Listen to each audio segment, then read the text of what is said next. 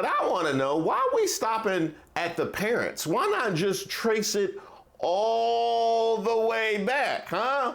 How far back you want to go? I'm ready for President Sitting Bull.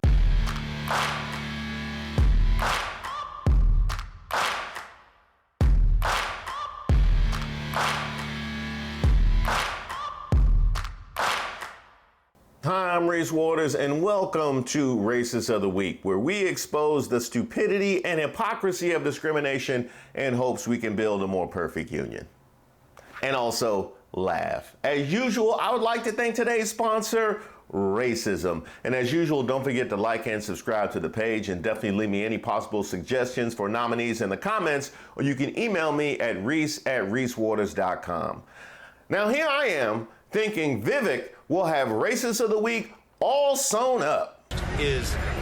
I'm against race-based reparations because I think it will create more division, not less. I don't remember asking you a goddamn thing. And then Oh, I missed something? You want to get crazy? You want me to throw more beers out? You want me to body slam somebody? You want me to body slam Kamala Harris? I said, do you want me to body slam Kamala Harris?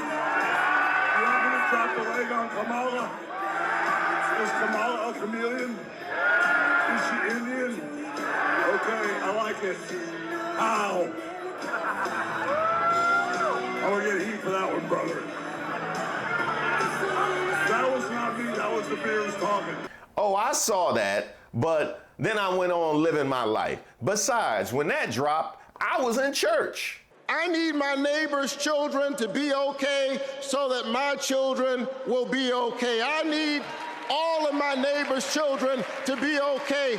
Poor inner city children in Atlanta and poor children of Appalachia. I need the poor children of Israel and the poor children of Gaza. I need Israelis and Palestinians. I need those in the Congo, those in Haiti, those in Ukraine. I need American children on both sides of the track to be okay. Because we are all God's children. And so let's stand together. Let's work together. Let's organize together. Let's pray together. Let's stand together. Let's heal the land. God bless you. Keep the faith. What? There's more? This is where the president has his most impact. You have a lot of room to maneuver there as commander-in-chief. We don't know who she is. We don't know what she believes. She's going to get paralyzed in the Situation Room while the generals have their way with her. Right now, Jesse Whoa, Jesse, I don't like that. figurative. Well, see, technically, that is sexism, technically. That would actually be a good candidate for my new video segment, Who Raised Y'all? Where I did the first one recently where I nominated Ann Coulter and really all of MAGA.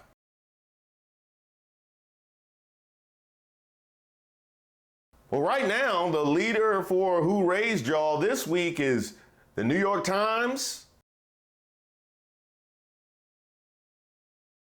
There's CNN and that phony undecided voter who's now selling anti-Kamala merch. I guess those CNN panel checks aren't paying the bills. Of course, RFK.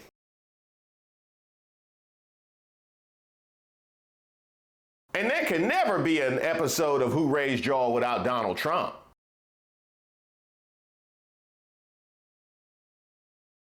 And also there's that business at the University of South Carolina, that whole roast of Kamala Harris. That actually might be a two-for like racism and sexism. Oh man, MAGA loves to keep those two together when it comes to Kamala Harris.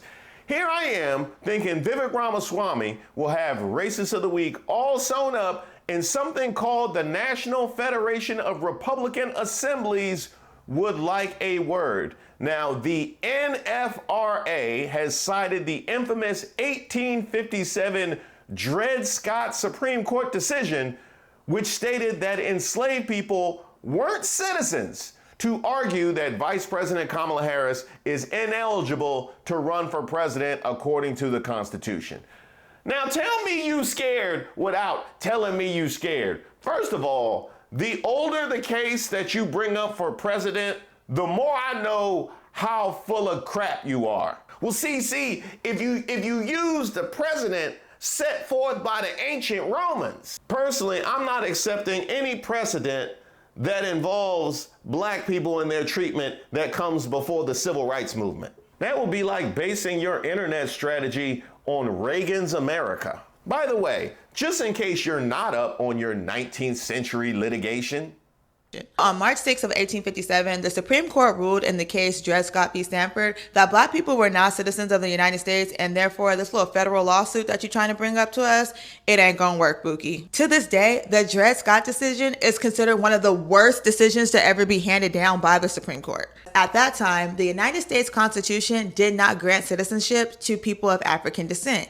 Even though during that time, majority, if not probably all at this point, of the slaves in the United States had actually been born in the United States. So in this case, Dred Scott was a slave in Missouri, where at the time slavery was legal, and his owners had took him across state lines to Illinois and Wisconsin, right, where slavery was illegal at the time. So Dred Scott was like, I's free now, right, because I'm in a free state. So he took the case to the Supreme Court, and the Supreme Court was like, no, that's not how that works. Just because you in a free state don't mean you free, homie. Like, you still belong to them people over there. So now the NFRA is trying to use this decision to claim that Kamala Harris is not eligible to run for president because her parents were not born in the United States. the group also challenged the right of Vivek Ramaswamy and Nikki Haley to appear on Republican primary ballots. And that's funny because I just addressed both their bootlicking in yesterday's Racist of the Week. The Republican group's platform and policy document noted that the constitutional qualifications of presidential eligibility states that no person except a natural-born citizen shall be eligible or a citizen of the United States at the time of adoption of this Constitution shall be eligible to the office of president. The same document included former President Donald Trump's running mate, Ohio Senator J.D. Vance, on a list of preferred candidates for vice president. Yeah, I'm sure it did. I'm enjoying a leisurely stroll in the park as a human does, and I thought I would interact with some other humans that I come across. Here comes one now. Hello, I'm J.D. Vance. I'm running for vice president. Hi, it's nice to meet you. So how long have you been walking for? Today or in general? Okay, good. Wait.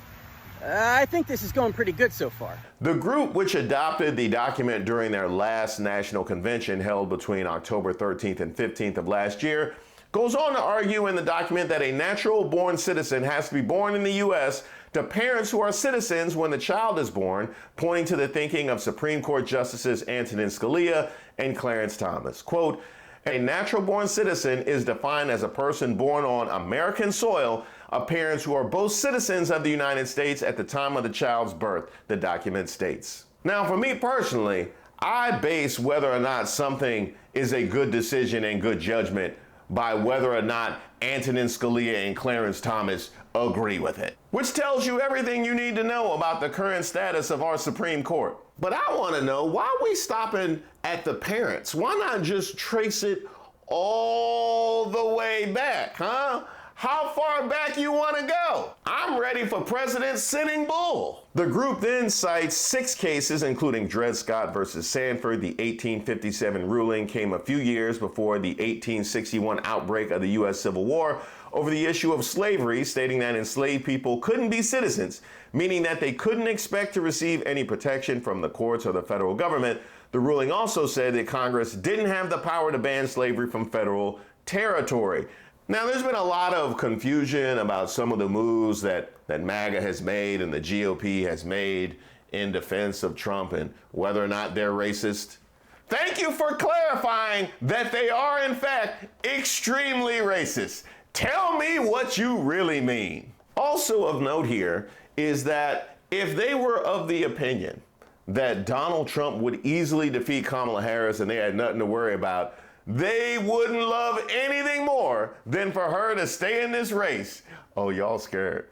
Y'all scared. The NFRA's platform document argued that several states, candidates, and major political parties have ignored this fundamental presidential qualification, including candidates Nikki Haley, Vivek Ramaswamy, and Kamala Harris, whose parents were non-American citizens at the time of their birth. The NFRA endorsed Trump during their October convention. The group's president, Alex Johnson, said in a statement to The Independent that the media suggestion that referencing a court case in a 30-plus page document equates to endorsing every aspect of the case is inherently dishonest and misleading. Well, if you didn't want people to be misled, if you didn't want people to take that out of context and be dishonest, don't reference the Dred Scott case! We firmly believe that faux Democrat Ms. Harris should never hold office for any of the many reasons people choose to highlight, including her party's tactics on dividing people by race and class, which mirror those that have led nations like Venezuela, Cuba, and North Korea into totalitarian regimes. He claimed these policies have historically resulted in widespread suffering, economic collapse, and the erosion of individual freedoms. The Democratic Party preys on the ignorance of voters. Man, here you are trying to make a very specific case based on the Constitution, and you just go and screw it up in the same filing. You can't simultaneously tell me that she's disqualified and then what your objections are to her politics. You just told on yourself. This is no different than what happened to Claudine Gay at Harvard, where they ran her out under the guise of anti-Semitism, but just couldn't resist their calls for destroying DEI. Thank you for telling on yourselves. No, Your Honor, that can't be me in that footage because I was at work across town at the time. And also, he hit me first. Both Haley and Ramaswamy appeared on the Republican primary ballots. Former President Ronald Reagan was a member of the now 90-year-old organization. I would also like to add one-time members including H.W. Bush, Kellyanne Conway, and Ted Cruz. I know it sounds like the worst cocktail party ever conceived. Now, here's the fun part. Remember what I said about how far back you want to go with this whole thing? The NFRA's interpretation of the Constitution would have made several U.S. presidents ineligible to hold office, including George Washington, John Adams, Thomas Jefferson, and James Madison. Their parents were born in what was then the British colonies and what would later become the United States, meaning that those commanders-in-chief wouldn't meet the strict standards of the NFRA. Well, no, see, because that's different. That's different because white people are citizens of the world. Okay, so we are citizens of the world, which means everywhere we go, we just automatically grant citizenship. So even though their parents were born in the U.S. colonies, they get grandfathered in citizenship of what then became the United States due to the World Citizenship Statute of Whiteness. The U.S. Archives states on its site, the Scott v. Sanford ruling is considered by many legal scholars to be the worst ever rendered by the Supreme Court. It also notes that the decision was overturned by the 13th and 14th Amendments, which abolished slavery and stated that all people born in the U.S. are citizens. How bad your ruling gotta be to be overturned by not one, but two constitutional amendments? That is like the constitutional equivalent of a RICO. Hey, is that Levert the bass man? Hey, what's happening? Hey, good morning. Remember when I said this to you back in 22? In an attempt to weaken the power of the black vote, politicians in the state of Louisiana and Alabama are headed to the Supreme Court in order to redefine blackness and who can be black. That's right, in 2022, white men are going to the Supreme Court to decide on who can be black in this country. And then I said this. And if Brown is overturned and enslavement as punishment for crime is not written out of state laws, then all that takes us back to Scott v. Sanford, where the Supreme Court ruled that the Constitution does not apply to black people free or enslaved, and that the Negro has no rights that the white man is bound to respect. And remember, historically, Negro did not just simply mean black people. It also included indigenous people as well. Well, yesterday, August 25th, 2024, the Republican Party came out with this. Kamala Harris can't be president of the United States of America because black people aren't considered citizens under the Constitution. That's right. The National Federation of Republican Assemblies has cited the infamous 1857 Dred Scott Supreme Court decision, which stated enslaved black people weren't considered citizens.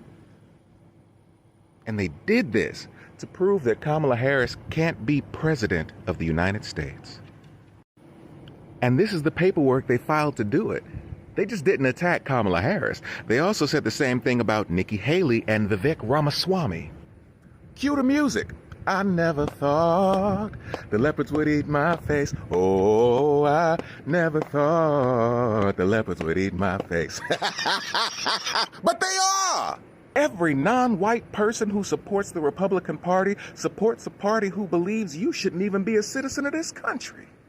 Black Republicans, especially you, and I see you all over the country, doctors, lawyers, nurses, friends, ex-cons. You're supporting a party who doesn't even think you should be a citizen of this country. How dare you?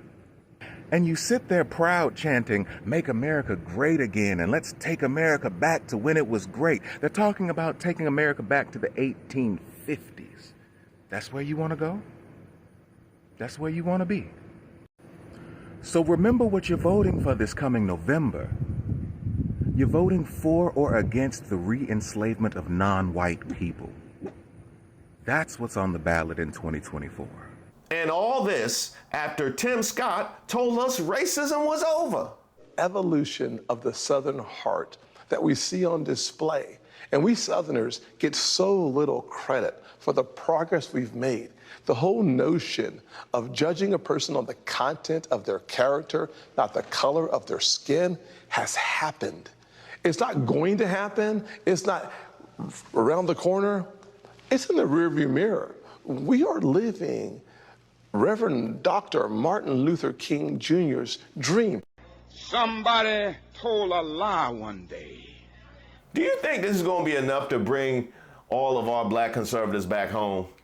Are they even welcome back home? I know, right? Y'all let me know in the comments. But for you black Republicans, you have 24 hours to respond. And no, needing to hit the Black MAGA store is not a valid excuse. But because of what happened in the Garden of Eden, there will never be an elected woman, whether she's black or white, that would occupy the White House that God would ever stand behind. He knows that he was chosen. He's our David. Sincere thanks to everybody who's reached out to me and submitted suggestions for videos. Keep them coming. I take submissions for ideas for a video, suggestions for Racist of the Week. If you have something that just troubles you, or you just want to send me a note, because I love getting those notes, go ahead and shoot me an email at reese@reesewaters.com. I also have a newsletter that I send out periodically, so you'll be receiving that as well. You can also sign up on my website, reesewaters.com.